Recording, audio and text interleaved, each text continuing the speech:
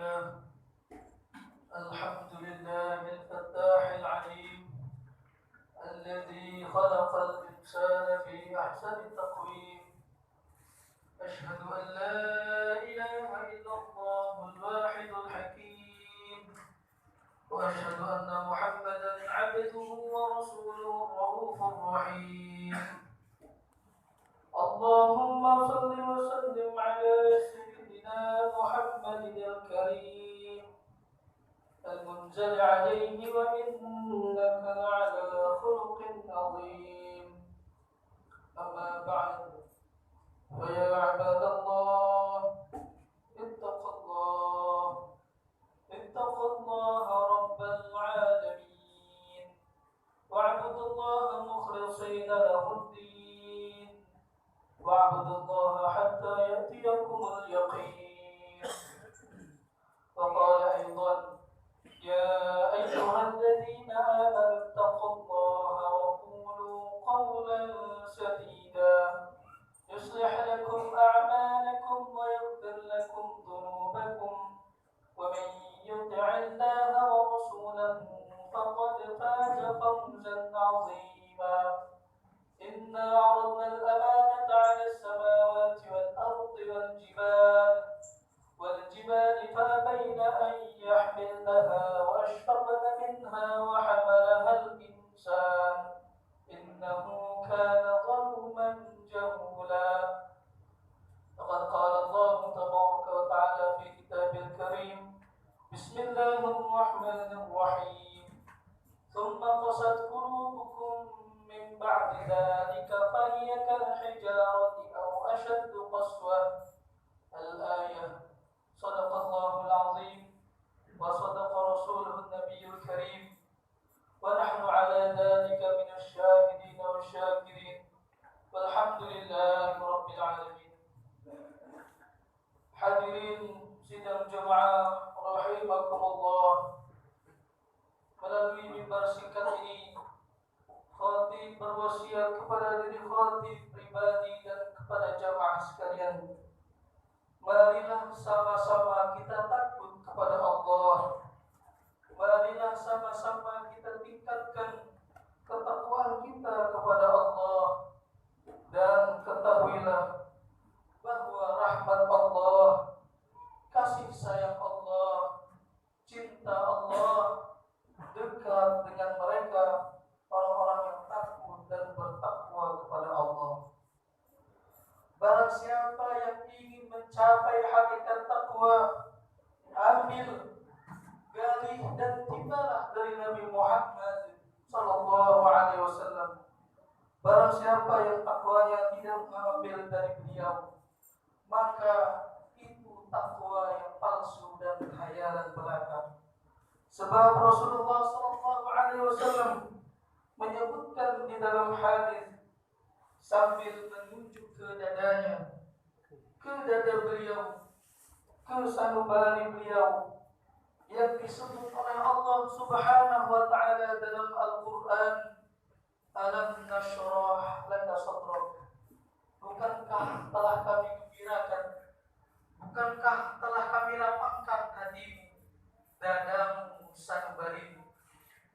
Dan sesungguhnya Rasulullah sallallahu alaihi wasallam menunjuk dadanya sambil berucap: At-taqwa hahuna, at-taqwa hahuna, at-taqwa hahuna. Takwa letaknya di dalam sini, takwa letaknya di dalam sini, takwa letaknya di dalam sini. Takwa dalam arti menjalankan seluruh perintah-perintah Allah Subhanahu wa taala dan menjauhi segala larangan-larangan Allah Subhanahu wa taala. Pada kesempatan khutbah yang singkat ini, saya ingin membahas hal yang ringan namun seringkali terjadi pada diri kita, yaitu tentang qaswatul qulub, kerasnya hati. Saudaraku sekalian, sekali waktu barangkali kita pernah merasakan sulit sekali bersyukur. Hidup terasa hampa, banyak keinginan tak terpenuhi. Akibatnya hati terasa keras dan membatu. Kesombongan menyelimuti kehidupan dari hari ke hari, dan saat mendapatkan nasihat dari saudara, teman, atau bahkan ustadz, kiai sekalipun, kita merasa digurui dan bahkan hati kita terasa berat untuk menerimanya. Ketahuilah saat itu kita tengah terjangkit penyakit qaswatul qulub, hati yang keras. Allah Subhanahu wa taala berfirman, "Tsumma qasat qulubukum min ba'di dzalika fahiya kal hijarati aw ashaddu qaswah." Kemudian setelah itu hatimu menjadi keras seperti batu, bahkan lebih keras lagi. Ibnu Qayyim berkata, "Al-qalbul mayyitul qasi kasyajaratil yabisah la yaslihani illa an-nar."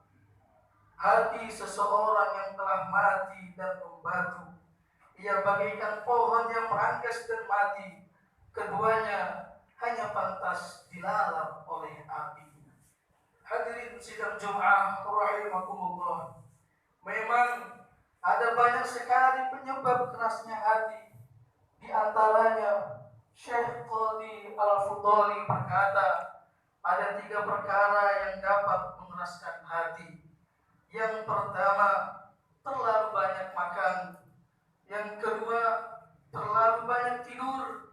Dan yang ketiga, terlalu banyak berbicara.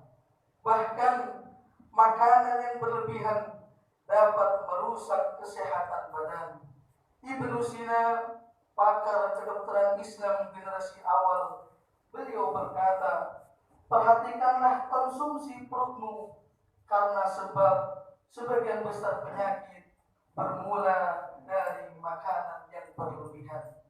Oleh karena itulah Sayyidina Ali karramallahu wajhahu berkata, istirahatnya badan dengan mengurangi makanan, istirahatnya lidah dengan mengurangi bicara, dan istirahatnya hati dengan mengurangi keinginan-keinginan.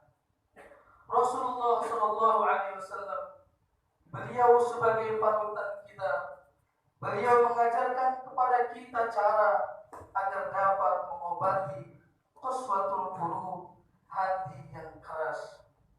Antara lain, pandai-pandailah bersyukur. Suatu hari, seorang sahabat datang kepada Rasulullah dan berkata, "Ya Rasulullah, akhir-akhir ini aku merasakan hatiku keras." Rasulullah SAW kemudian berkata, "Maukah engkau kuberitahu cara untuk melembutkan hati yang keras dan cara agar keinginanmu terpenuhi? Sayangilah anak yatim, usaplah kepala mereka, berikanlah mereka makanan dari makananmu. Niscaya hal itu akan dapat melembutkan hati dan melapangkan rizki." Hadis riwayat Imam Tabrani. Ketika kita menjamu anak yatim, menawarkan mereka makanan terbaik yang kita miliki, bukan saja hal itu dapat melembutkan hati, namun mengantarkan kita pada hadis Rasulullah Sallallahu Alaihi Wasallam lainnya dari Sayyidina Sahal bin Sa'ad radhiyallahu anhu. Beliau mengatakan, "Aku dan orang-orang yang mencukupi kehidupan anak yatim kelak akan berdampingan seperti ini di dalam surga." Sayyidina Sahal bin Sa'ad radhiyallahu anhu berkata, Rasulullah Sallallahu Alaihi Wasallam memberi isyarat dengan jari yang menunjukkan jari telunjuk dan jari tengahnya. Hadis riwayat Imam Bukhari. Di surga kelak, kedekatan Rasulullah dengan seorang hamba yang menyayangi anak yatim diibaratkan dengan 2 jari, yakni jari telunjuk dan jari tengah. Itu artinya sangat dekat jarak antara Rasulullah dan orang-orang yang menyayangi anak yatim. Hadirin sidang Jumat rahimakumullah. Cara lain agar dapat mengobati qaswatul qulub ialah sering-seringlah mengingat maut, dan di antara hal yang paling mudah agar dapat mengingat maut ialah berziarah kubur dengan niat yang benar tentunya. Rasulullah Shallallahu Alaihi Wasallam bersabda, "Aku pernah melarang kalian ziarah kubur, maka sekarang kalian berziarahlah. Sebab sesungguhnya berziarah kubur dapat melembutkan hati, meneteskan air mata, dan mengingatkan akan kampung akhirat." Hadis riwayat Imam Al-Hakim. Ziarah kubur dengan tujuan mengingat akhirat adalah hal yang dianjurkan. Dengan mengingat kematian, tersadarlah kita bahwa tidak ada yang pantas untuk kita sombongkan. Makanan terbaik kita adalah madu, itu diproduksi oleh lebah. Pakaian terbaik kita adalah sutra, itu diproduksi oleh ulat. Hiasan terbaik kita adalah mutiara, mutiara diproduksi oleh kerang. Kesombongan macam apa yang pantas kita banggakan di hadapan Allah, Zat yang menciptakan lebah, ulat, dan kerang. Walahul kibriya'u fis samawati wal ardh wa huwal azizul hakim. Dan miliknya lah keagungan di langit dan di bumi.